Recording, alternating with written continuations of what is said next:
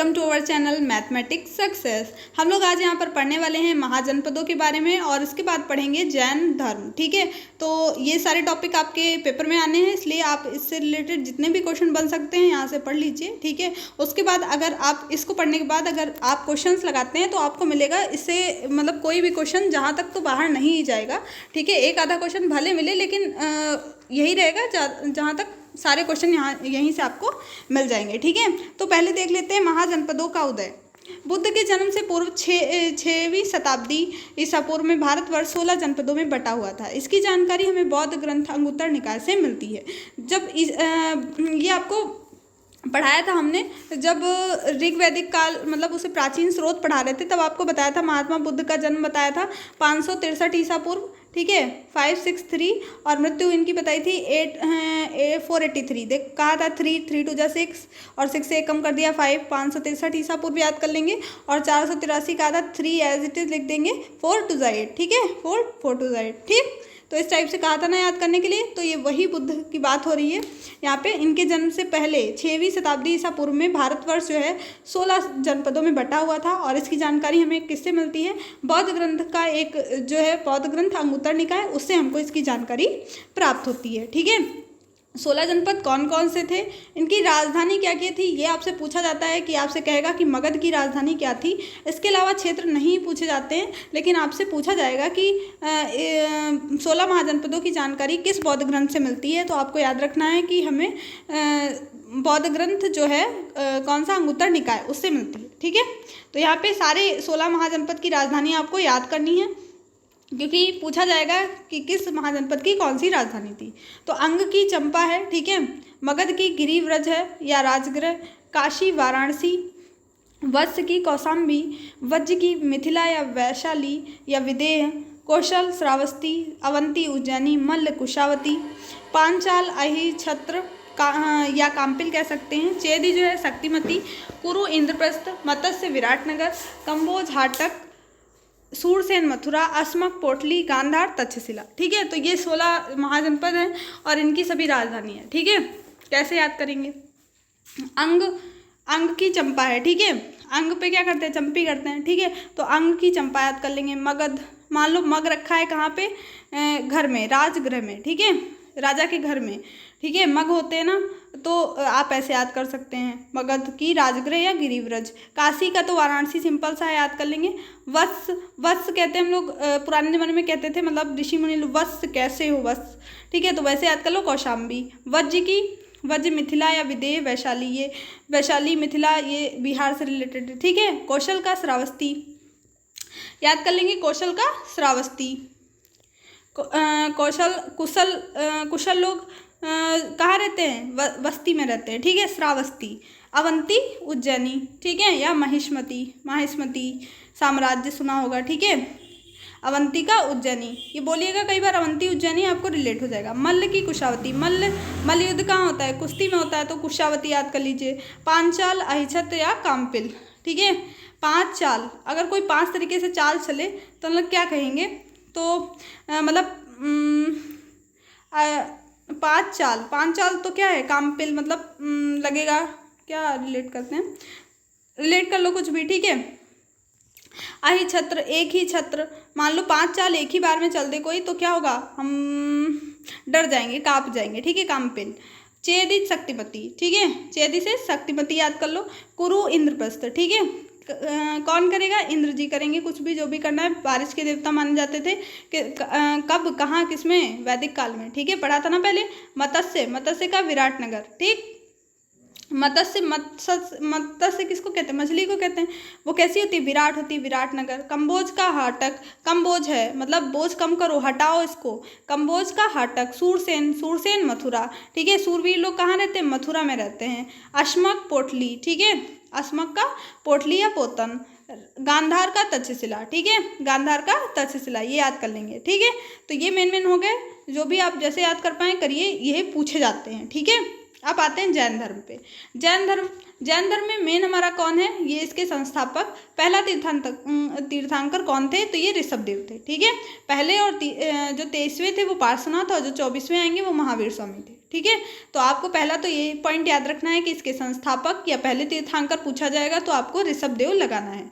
जैन धर्म के 23वें तीर्थंकर पार्श्वनाथ थे, जो काशी के इक्ष्वाकु वंशीय राजा अश्वसेन के पुत्र थे। ये आपसे नहीं पूछा जाएगा किसके पुत्र थे, आपसे यही पूछा जाएगा 23वें तीर्थंकर कौन थे। तो आपको याद रखना है कि पार्श्वनाथ थे, पहले ऋषभदेव, 23वें पार्श्वनाथ, 24वें महावीर स्वामी। ठीक है, 24वें कह दो या अंतिम कौन हुए, महावीर स्वामी ही हुए। ठीक है।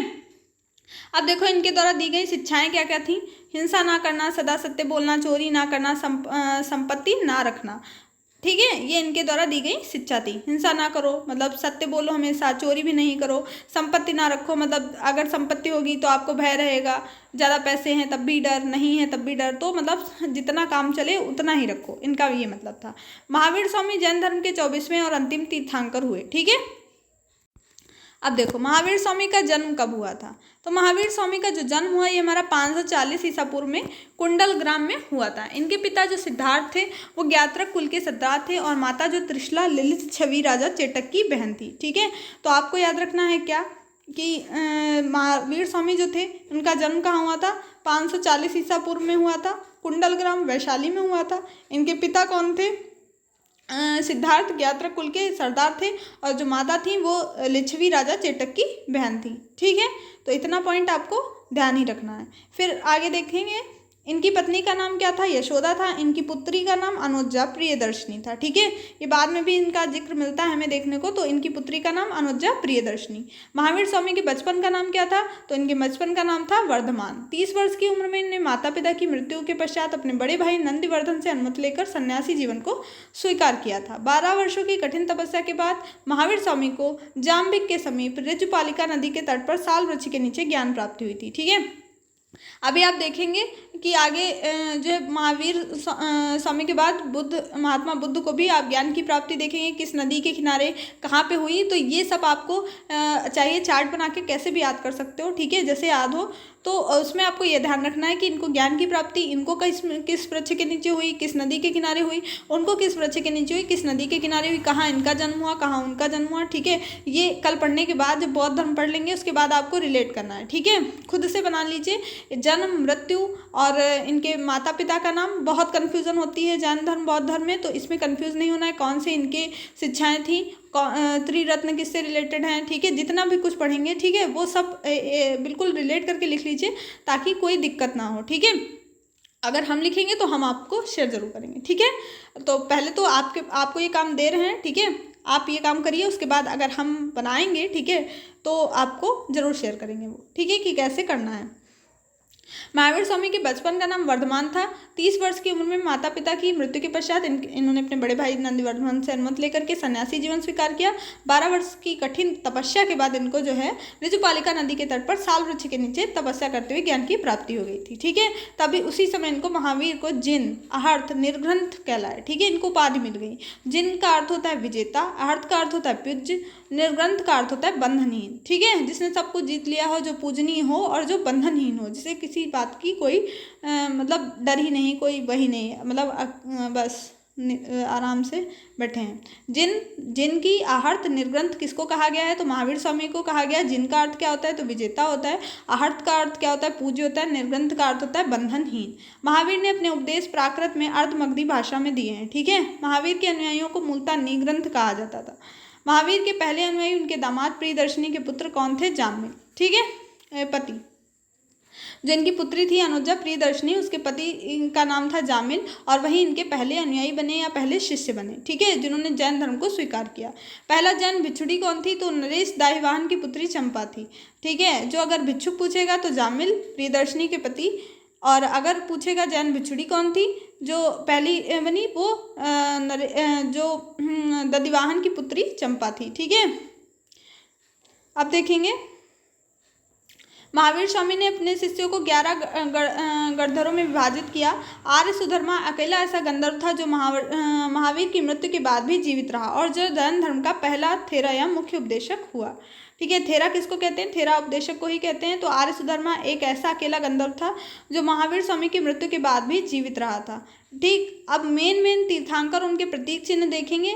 सब नहीं पूछे जाते, लेकिन कुछ पूछे जाते हैं, यहाँ पे कुछ ही हैं, तो वो आप अगर ध्यान रख सकते हैं तो याद कर लीजिएगा, ठीक है। और वैसे भी थोड़ा सा तो हम रिलेट करके बता देंगे, ठीक है, बाकी पढ़ना आपको ही है।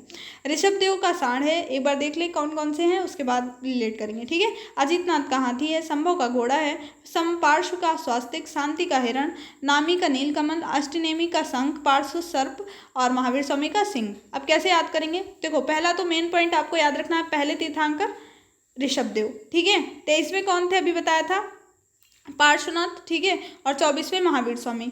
अब याद कैसे करना है? ऋषभ देव का सांड, ठीक है, ऐसे बोलना है, ऋषभ देव का सांड, अजीतनाथ का हाथी, संभव का घोड़ा और संपार्श्व का स्वास्तिक, ठीक है। इतना याद करेंगे, 2-3 बार बोलेंगे, ऋषभ देव का सांड, अजीतनाथ का हाथी, संभव का घोड़ा और संपार्श्व का स्वास्तिक। संपार्श्व से आप देख के ही याद कर लेंगे, स्वास्तिक होगा, तो आप अगर इन तीनों को ही याद कर सकते हैं तो कर लीजिए, ठीक है।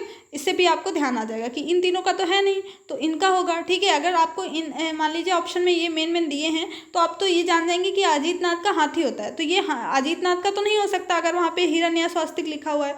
आपको पता है कि ऋषभ देव का सांड होता है, तो ये तो नहीं हो सकते, तो आप इस टाइप से ऑप्शंस को एलिमिनेट भी कर सकते हैं, ठीक है।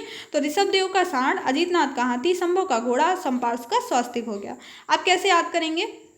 ठीक है, शांति नाम का मान लो कोई हिरण है, ठीक है, शांति का हिरण, ठीक है, शांति का हिरण, ठीक है। शांति हिरण किसी कोई हिरण है जिसका नाम शांति है, ठीक है। और एक नील कमल नाम है, काफ़ी नाम है उसका, नामी नील कमल के साथ, ठीक है। अष्टनेमी एक शंख है जिसका नाम है अष्टनेमी, ठीक है।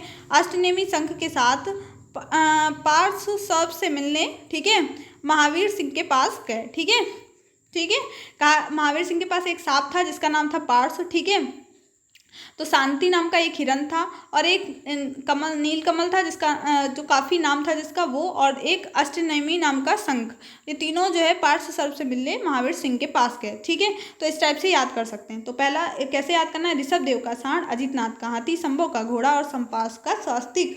शांति हिरण जो है नामी नील कमल के साथ नामी नील कमल और अष्टनेमी शंख के साथ पार्श्व सर्प से मिलने महावीर सिंह के पास गए, ठीक है। तो ऐसे याद हो गए ना? याद हो गए होंगे जहाँ तक। 22वें कौन थे ये भी याद रख लेंगे, अष्टनेमी, और 21वें नामी, ठीक। तो उम्मीद करते हैं याद हो गया होगा।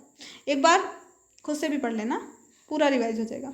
2 जैन तीर्थंकर ऋषभ देव और अष्टनेमी के नाम का उल्लेख ऋग्वेद में मिलता है। अष्टनेमी को भगवान कृष्ण का निकटतम संबंधी माना गया है। तो ऋग्वेद में अगर पूछे किसका उल्लेख मिलता है तो हमें ऋषभ देव और अष्टनेमी का मिलता है, इसलिए इंपॉर्टेंट हो जाते हैं। तो अष्टनेमी हमारे 22वें थे, आपको याद रखना है, और ऋषभ देव हमारे पहले थे, ठीक है। लगभग 300 ईसा पूर्व में मगध में 12 वर्षों का भीषण अकाल पड़ा, जिसके बाद भद्रबाहु अपने शिष्यों के सहित कर्नाटक चले गए। किंतु कुछ अनुयायी स्थूलभद्र और भद्रबाहु 2 लोग थे, ठीक है। तो जब अकाल पड़ता है तो उस समय भद्रबाहु अपने शिष्यों के साथ कर्नाटक चले जाते हैं, लेकिन स्थूलभद्र वहीं मगध में ही रुक जाते हैं, ठीक है। मगध राज्य की बात हो रही है यहाँ पे। उस टाइम जैन धर्म का प्रचार प्रसार चल रहा था, तो 2 लोग ये थे, ठीक है, जो दोनों लोग ये जैन धर्म का ही प्रचार कर रहे थे। लेकिन जब अकाल पड़ता है तो वहाँ जो भद्रबाहु है अपने शिष्यों के साथ कर्नाटक चले जाते हैं, लेकिन स्थूलभद्र वहीं मगध में ही रुक जाते हैं, ठीक है। तो भद्रबाहु जब वापस लौटते हैं मगध में साधुओं से, तो उनका गहरा मतभेद हो जाता है, क्योंकि उनके कुछ मत जो है, मतलब पहले जो एक ही चीज़ को मानते थे, अब उनके मत अलग अलग हो गए, ठीक है। एक विषय पर दोनों लोग अलग अलग बोलते थे, ठीक है।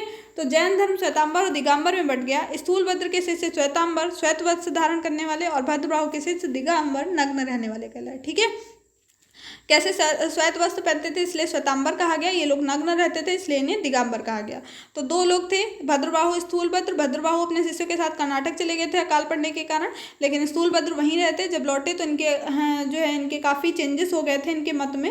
वापस जब वहाँ आते हैं मगध को, स्थूलभद्र भद्रबाहु अपने शिष्यों के साथ, तो इनमें मतभेद हो जाता है। तो 2 संप्रदाय में बट गया जैन धर्म, एक तो श्वेतांबर, दूसरा दिगंबर, ठीक है। स्थूलभद्र जो थे वो श्वेतांबर के थे, सा से स्थूल शुरू है, सा से श्वेतांबर शुरू है, ठीक है। आपको इतना ध्यान रखना है, भद्रबाहु दिगंबर से रिलेटेड होंगे, ठीक है। स्थूलभद्र श्वेतांबर और भद्रबाहु दिगंबर। श्वेतांबर में श्वेत वस्त्र धारण करने वाले, दिगंबर में नग्न रहने वाले, ठीक है।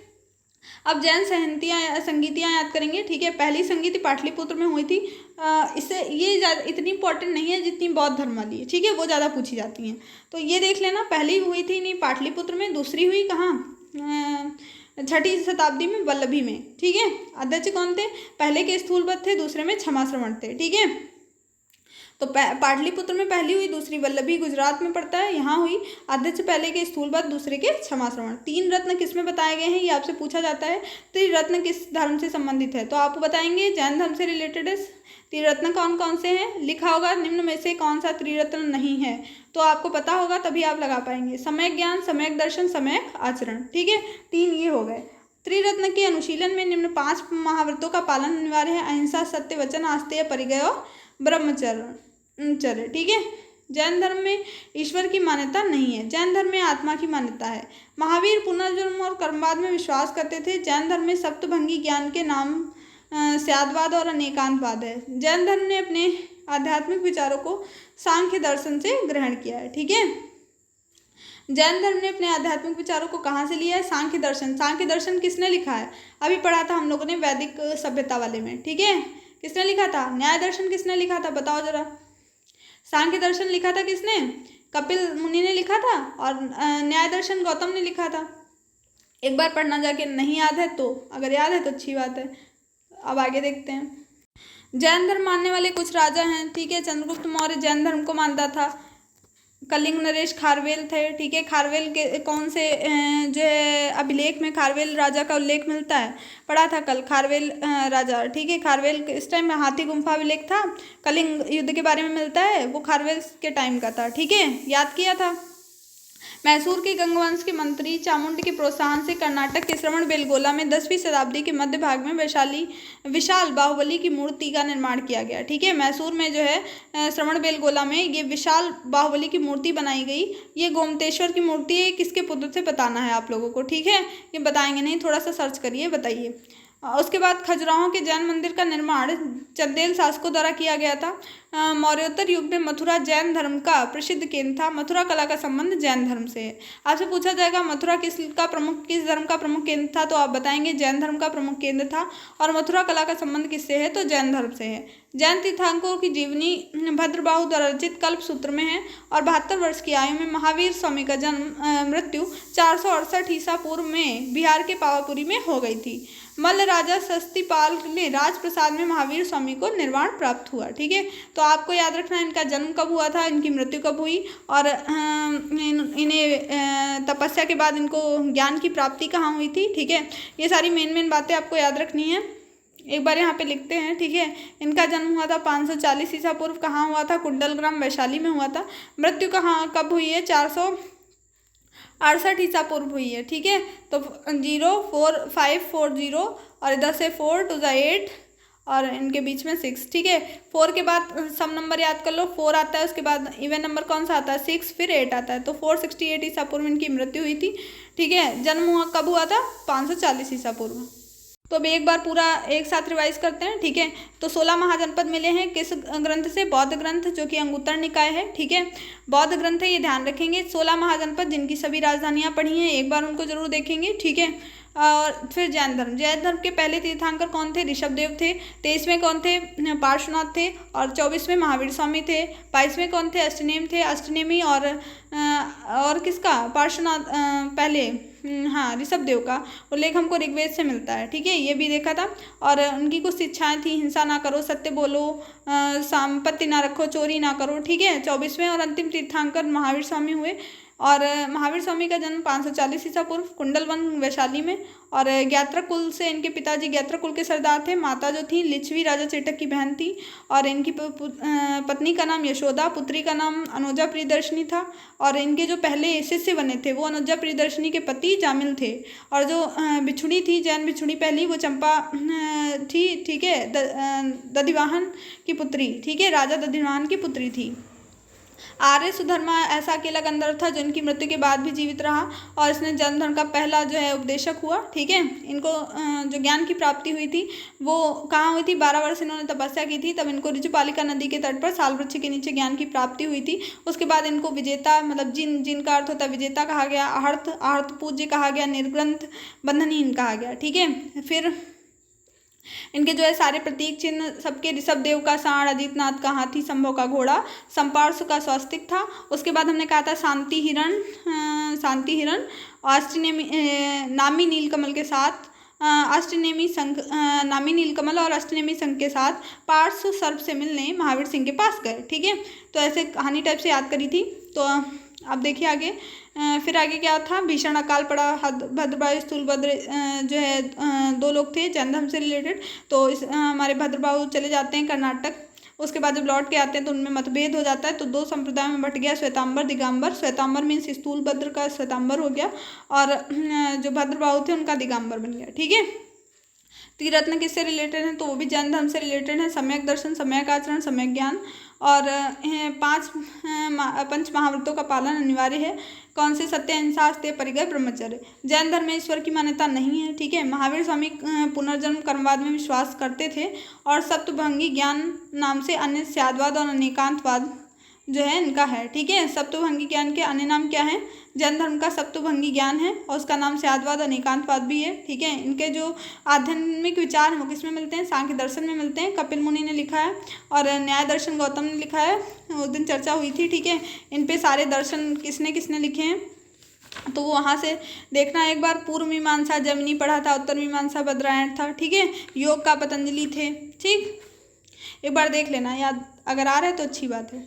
मैसूर के गंग वंश के मंत्री चामुंड को प्रोत्साहन से कर्नाटक के श्रवणबेलगोला में एक जो है विशाल बाहुबली की मूर्ति लगाई गई। गोमतेश्वर की मूर्ति थी। ठीक है, उसका निर्माण कराया गया किसकी सहायता से, और कहाँ कराया गया। ठीक है, तो कर्नाटक के श्रवणबेलगोला में मैसूर के गंग वंश के मंत्री और चामुंड के सहयोग से। ठीक है, खजुराहो में जैन मंदिर का निर्माण किसने कराया, तो चंदेल राजाओं ने कराया था। ये देखो यहीं पे लिखा हुआ है, चंदेल शासकों ने कराया था। मौर्य युग में मथुरा जैन धर्म का प्रसिद्ध केंद्र रहा। मथुरा कला का संबंध जैन धर्म से है। जैन धर्म की तीर्थंकर की जीवनी भद्रबाहु द्वारा रचित कल्पसूत्र में मिलती है।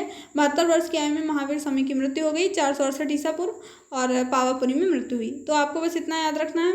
इतना क्या मतलब, ये सभी कुछ इंपॉर्टेंट ही चीज़ें हैं जितनी बताई। एक बार और रिवाइज कर लेना अपने आप से। ठीक है, या पीछे बैक करके जहाँ से पूरी फ्लो में एक बार कहानी बताई गई बस उसको सुन लेना। ठीक है, 2-3 बार मन में रिवाइज करना, बस हो गया। ठीक है, मैक्सिमम चीज़ें याद रह जाएंगी अगर आप इसे रिपीट करते हैं 1-2 बार तो। ठीक है, उम्मीद करते हैं आपको सब कुछ समझ में आया होगा और वीडियो आपको पसंद आया हो तो प्लीज़ चैनल को सब्सक्राइब करना ना भूलें और वीडियो को लाइक कर दें। मिलते हैं नेक्स्ट वीडियो में। जय हिंद, जय भारत।